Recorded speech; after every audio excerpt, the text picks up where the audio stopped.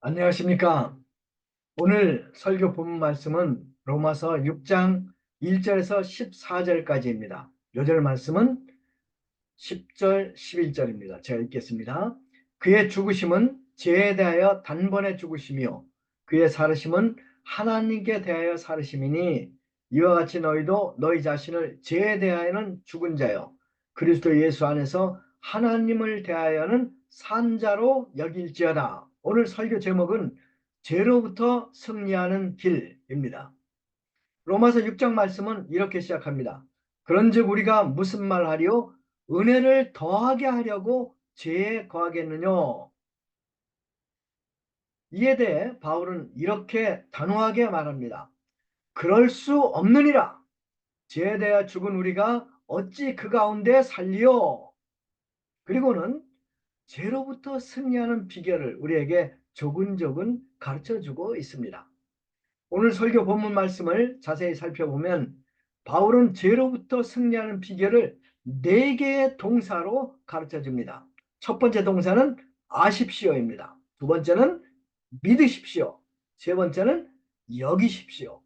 네 번째는 들이십시오입니다. 아십시오, 믿으십시오, 여기십시오, 들이십시오. 첫 번째 아십시오. 3절, 6절입니다. 3절 말씀을 보겠습니다. 무릇 그리스도 예수와 합하여 세례를 받은 우리는 그의 죽으심과 합하여 세례받은 줄을 알지 못하느냐. 우리가 죄를 이기려면 가장 먼저 우리가 주님의 죽으심과 합하여 세례받은 사실을 알아야 합니다. 초대교회 때 세례를 줄 때 세례받는 사람들의 몸을 물속에 완전히 잠갔습니다. 몸이 물속에 잠기는 것은 우리가 그리스도와 함께 죽는 것이요 물속에서 다시 일어나는 것은 예수 그리스도와 함께 부활하는 것을 상징하죠.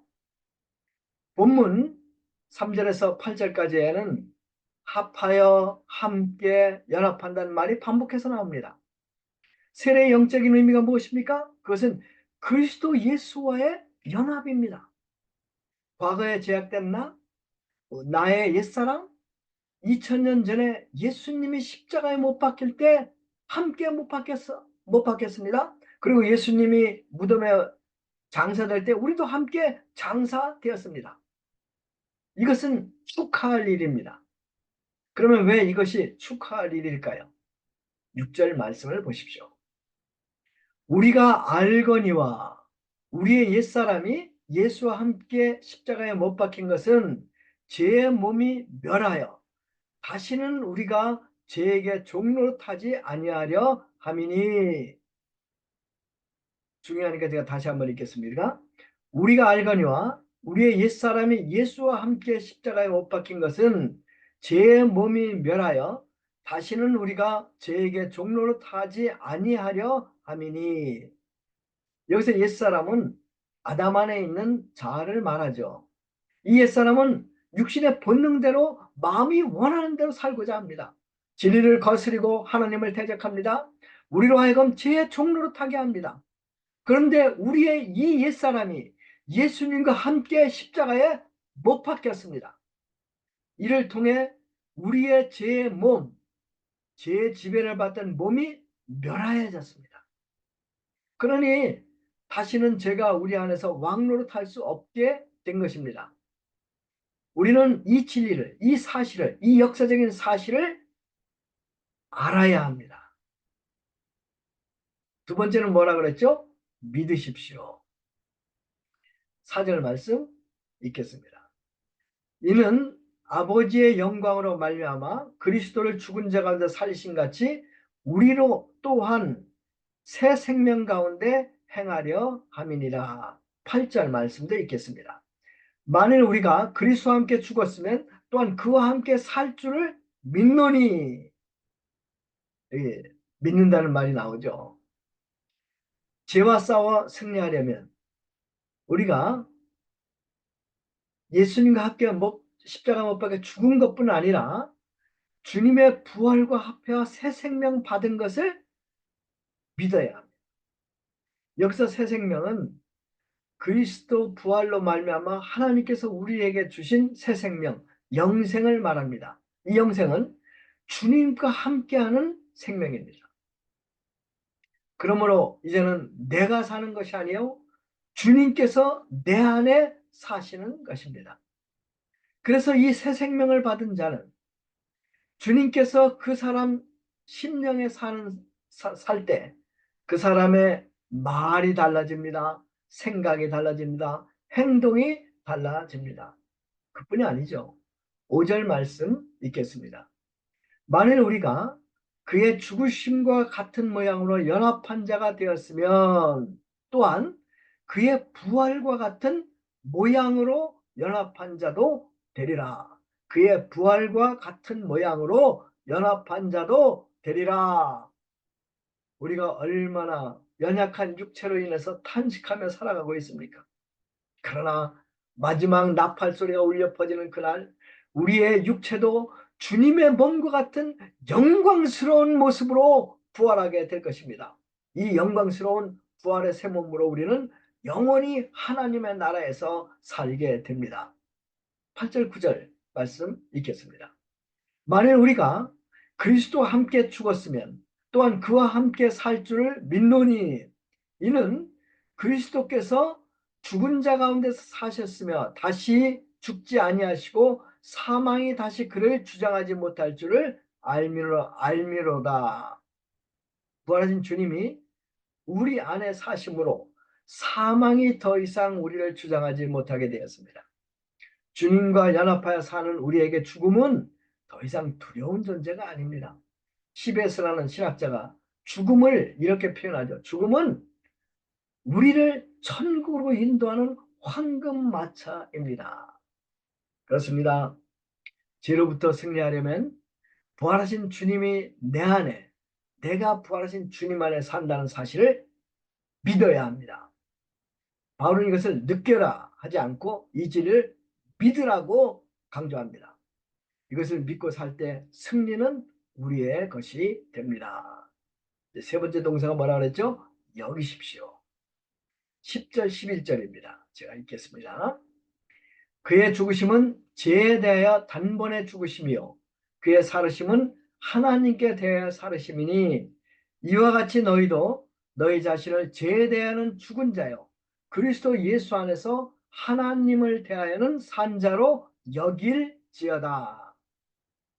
여길지어다 이 단어가 중요하죠. 우리가 신앙생활을 하면서 늘 갈등되는 문제가 있어요. 그것은 우리가 그리스도와 함께 못 박혀 제 몸이 멸하여 이제 우리에게 죄가 다시는 왕노릇하지 못한다고 성경은 거듭해서 말하고 있어요. 그런데 가만히 보면 우리 안에 죄의 소욕이 있어요. 이 죄에 대한 소욕은 우리를 다스리고자 해요. 그래서 우리가 자주 죄에 넘어집니다.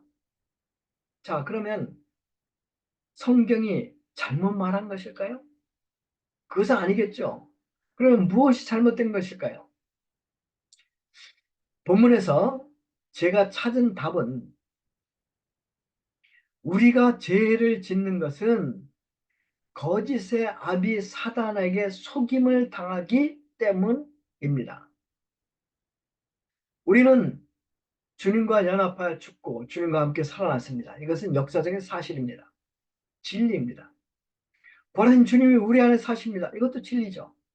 그러므로 우리는 당연히 죄를 이길 수 있습니다. 이것이 진리죠. 바울은 본문에서 이 십자가의 진리를 알라 이렇게 강조하죠. 느껴라가 아니라 알라 이것을 강조해요. 알아라. 그런데 사단은 하와를 속여서 죄짓게 했듯이 우리를 속이고 있어요. 그래서 바울은 우리에게 십자가 진리를 가르치고 이렇게 권면하죠. 그의 죽으심은 죄에 대하 단번에 죽으시며 그의 살으심은 하나님께 대하 살으심이니 이와 같이 너희도 너희 자신을 죄에 대하는 죽은 자요 그리스도 예수 안에서 하나님을 대하여는 산 자로 여길지어다. 이제 우리는 죄에 대하 단번에 죽은 자들입니다. 그리고 예수 그리스도 안에서 하나님께 대한 산자입니다. 이런 이 진리를 잡고 이것을 진리로 여겨야 합니다. 거짓을 진리로 여기는 것은 힘든 일이죠. 그런데 역사적인 사실을 진리로 여기는 것 쉽습니다. 제가 여러분들에게 대한민국은 1945년 8월 15일 일본으로부터 해방되었습니다. 이 해방된 것을 사실로 여기십시오. 이렇게 말하면 여러분 당연하죠. 이렇게 대답할 것입니다. 아주 쉬운 것이죠. 왜? 역사적인 사실을 진리로 여기는 것은 쉬운 것이기 때문입니다. 영적인 싸움에서 십자가의 진리를 사실로 여기는 것 참으로 중요하고 또 이것은 쉬운 일입니다. 1972년 4월 어느 날 괌에서 있었던 사건이에요. 그 괌의 원주민 가르시아와 그의 처남이 사냥꾼들인데 정글 속에서 한 짐승을 덮쳤어요. 생포했어요. 근데 이 생포한 짐승은 두 발로 걷는 인간이었어요. 그래서 알아보니까 이 사람은 일본군 쇼이치 요코이 하사였습니다.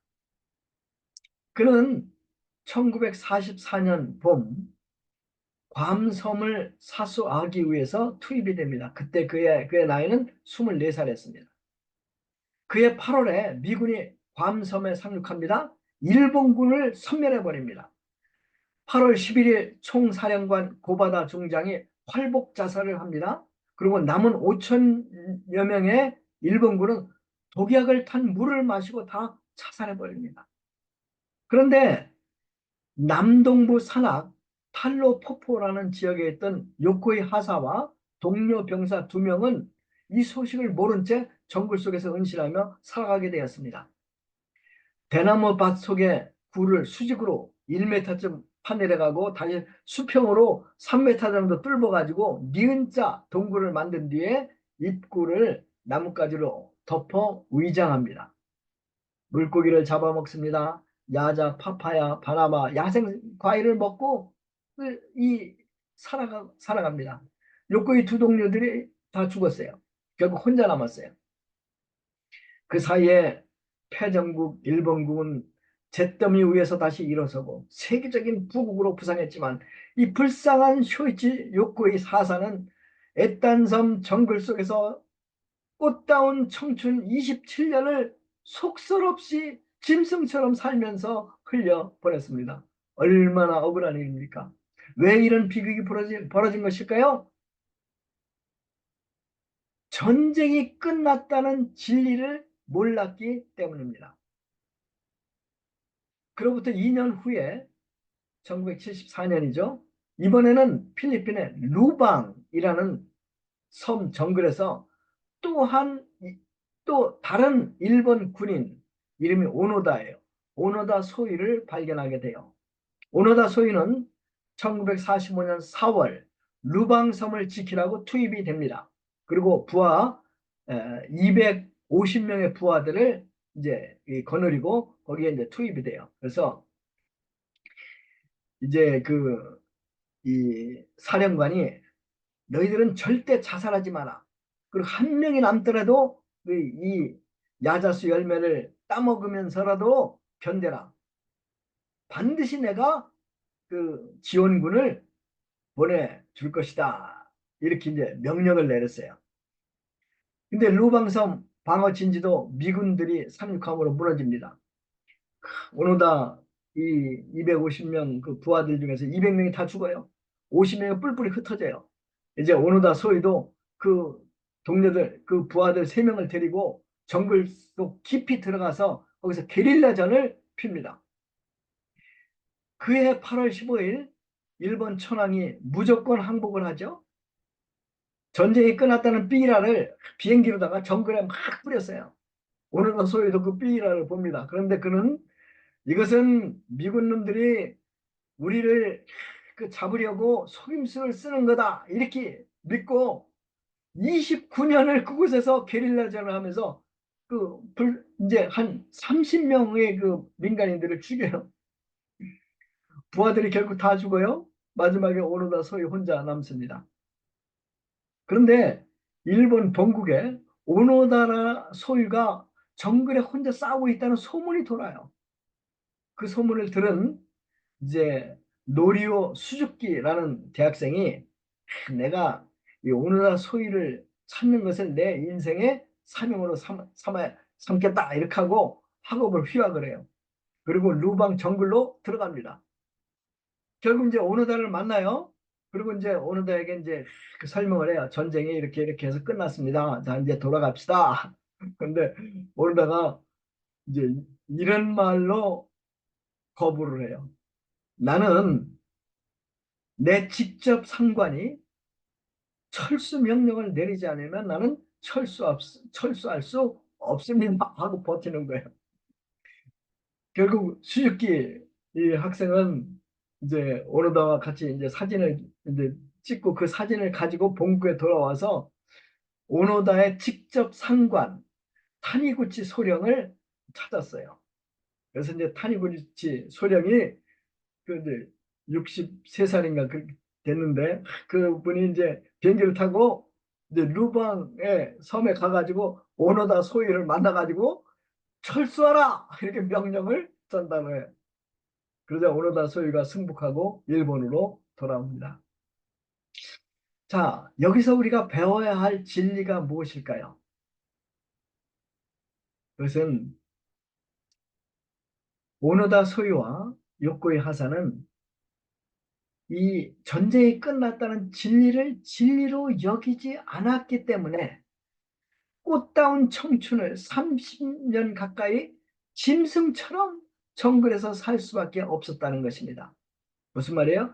진리를 진리로 여기지 못하면 비참하게 살 수밖에 없다는 것입니다. 그런데 많은 크리스찬들이 오노다 소유나 욕고의 하사처럼 진리를 정말 진리로 여기지 않기 때문에 죄에 속아서 죄에 승복하며 살고 있다는 사실입니다. 여러분, 우리가 확실히 잡아야 할 진리가 무엇입니까? 그것은 우리는 예수님과 연합하여 죄에 대하여 죽고 하나님께 대하여 살아있는 자입니다. 이것이죠. 또 한 가지, 부활의 주님께서는 지금 우리 안에 살고 계십니다. 이것이죠. 그래서 죄와 사망이 더 이상 우리를 다스릴 수 없습니다. 이것이 진리예요. 이 진리를 우리는 알고 이 진리를 굳게 잡고 이 진리를 진리로 여기며 살아야 합니다. 그게 세 번째예요. 여기라. 네 번째가 뭐예요? 들이십시오예요. 12절, 13절. 제가 읽겠습니다. 그러므로 너희는 죄로 너희 죽을 몸에 왕노릇하지 못하게 하여 몸의 사욕을 순종치 말고 또한 너희 지체를 불의의 병기로 죄에게 드리지 말고 오직 너희 자신을 죽은 자 가운데서 다시 산 자같이 하나님께 드리며 너희 지체를 의의 병기로 하나님께 드리라. 오직 너희 자신을 죽은 자 가운데서 다시 산 자같이 하나님께 드리며 너희 지체를 의의 병기로 하나님께 드리라. 여기서 병기는 도구입니다. 도구는 누가 사용하는가에 따라 결과가 판이하게 달라지죠. 예를 들어 이런 거예요. 이 날카로운 칼을 의사가 사용하면 생명을 살립니다. 근데 이 날카로운 칼을 강도가 사용하면 생명을 죽이는 데 쓰이게 되죠. 이제 우리는 우리 지체를 의의 도구로, 의의 병기로 적극적으로 누구에게? 하나님께 드려야 합니다. 여기서 중요한 말은 이제 하나님께 드리되 죽은 자 가운데서 다시 산 자같이 하나님께 드리라는 말이에요. 어떻게? 죽은 자 가운데서 다시 산 자같이 하나님께 드리다. 자신을 하나님께 드리되 우리 하나님께 헌신하되 이미 한번 죽었다가 살아나서 이제 덤으로 은혜로 살아가는 새 인생 같이 우리 지체를 하나님께 드리는 생활을 해야 합니다. 여기서 지체란 뭐 손, 발, 머리, 입, 눈, 코, 나의 모든 것을 말하죠. 우리 지체는 주님이 당신의 피로 사셨기 때문에 주님 것입니다. 우리가 우리의 지체를 하나님께 드리되 이 은혜의 기초에서 드려야 되죠. 이제 14절에 보면 왜 우리가 은혜로 사는 것이 또 은혜의 기초에 사는 것이 중요한가 하는 것을 잘 말해주고 있어요. 중요한 말씀이에요. 6장 14절인데 제가 읽겠습니다. 천천히 읽겠습니다. 제가 너희를 주장하지 못하리니 이는 너희가 법 아래 있지 아니하고 은혜 안에 있습니다. 엄청난 말씀이에요. 다시 한번 읽겠습니다. 제가 너희를 주장하지 못하리니 제가 너희를 다스릴 수 없다. 이는 너희가 법 아래 있지 않고 율법 아래 있지 않고 어디 아래 있어요? 은혜 아래 있습니다. 그렇습니다. 은혜 아래 있으면 제가 우리를 주장할 수 없습니다. 다스릴 수 없습니다. 은혜 안에 있으면 승리자가 됩니다. 은혜가 힘이요 은혜가 승리입니다. 결론을 맺겠습니다. 여러분 승리하는 신앙생활을 하고 싶으시죠? 간단합니다. 4개 동사만 확실하게 실천하십시오. 첫 번째가 뭡니까? 아십시오. 우리 옛사람은 주님과 함께 못 박혔음을 확실히 아십시오. 두 번째가 뭐예요? 믿으십시오. 부활의 주님과 연합하여 살고 있음을 믿으십시오. 세 번째가 뭐예요? 여기십시오. 이제 우리는 죄에 대해 단번에 죽은 자요 하나님께 대해 산 자로 여기며 살아야 합니다. 네 번째가 뭐예요? 드리십시오. 우리 삶 전체가 하나님의 은혜에 감복하여 의의 병기로 하나님께 드리며 살아야 하겠습니다. 아멘. 기도하겠습니다. 하나님 아버지 도와주십시오. 저희들이 진리를 확실히 알고 이 진리를 믿고 이 진리를 진리로 여기고 저희들의 지체를 하나님께 은혜로 구원의 은혜에 감복하여서 드리는 삶을 살 수 있도록 도와주십시오. 감사합니다. 예수님의 이름으로 기도했습니다. 아멘.